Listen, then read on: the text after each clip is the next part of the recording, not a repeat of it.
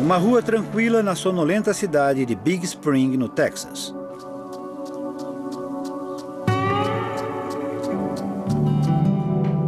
Este é o lar de Morgan Wise, um maquinista de trem de 38 anos.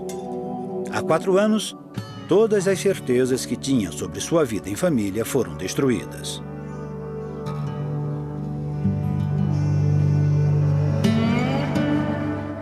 Morgan era casado há 13 anos e tinha 4 filhos.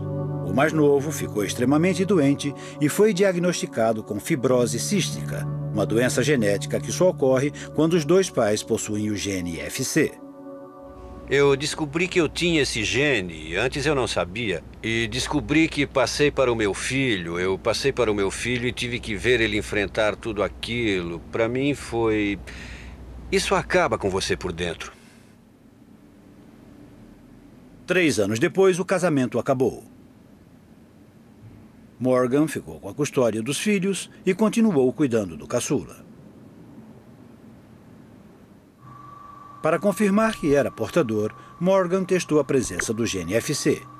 Algumas semanas depois, o médico ligou com os resultados.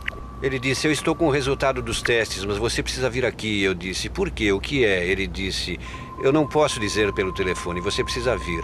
Então eu fui e ele me contou, ele disse, você não é portador de fibrose cística. Descobrir que você não é portador do gene FC costuma ser uma boa notícia. Mas para Morgan, havia implicações enormes. Não havia dúvidas de que seu filho sofria de fibrose cística, o que significava que ambos os pais precisavam ser portadores. O médico tinha péssimas notícias para Morgan. Ele foi direto e disse, Morgan, deixe-me perguntar uma coisa. Existe algum motivo que o faça acreditar que esse garoto possa não ser seu? Eu estava sentado desse jeito e pareceu que eu tinha caído de cara no chão. Eu olhei para ele e falei, eu disse, do que você está falando? Onde você está querendo chegar? E ele disse, Morgan, tem algum problema aqui. E falou que eu precisava fazer um teste de DNA. Apenas uma comparação final do DNA de Morgan com o de seus filhos revelaria se ele era pai de algum deles. Os testes foram realizados. Era apenas uma questão de esperar pelos resultados. Eu me lembro do dia em que chegaram. Era um envelope grosso. Beverly, minha nova esposa, acabou tendo que abrir porque eu tinha medo de olhar.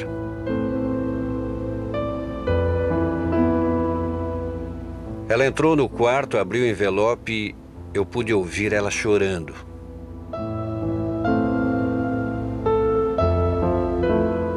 Aí ela olhou para mim e disse que nenhum dos meninos era meu.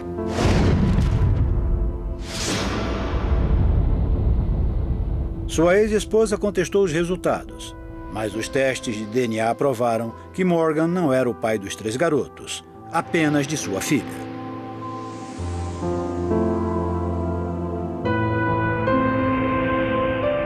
Para Morgan, como para qualquer homem nesta situação, o choque foi grande.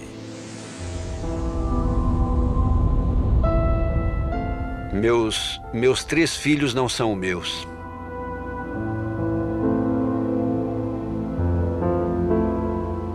Foi como se eu não conseguia ouvir nada, era um silêncio mortal. Depois veio uma ansiedade horrível, era como um aperto no meu peito e eu comecei a chorar muito. Eu não podia acreditar. A situação de Morgan não é tão incomum. Estudos em todo o mundo mostram que, em média, 1 em cada 10 crianças está sendo criada por um homem que ignora não ser o pai biológico dela. Em termos evolutivos, é um desastre para o macho criar os descendentes de outro macho, pois seus valiosos recursos são gastos com genes que não lhe pertencem. Mas os corpos masculinos evoluíram para combater a infidelidade feminina. E isto é motivo de algo surpreendente.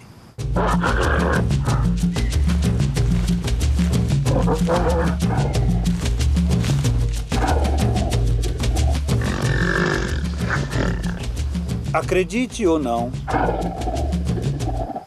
meus testículos são maiores do que os dele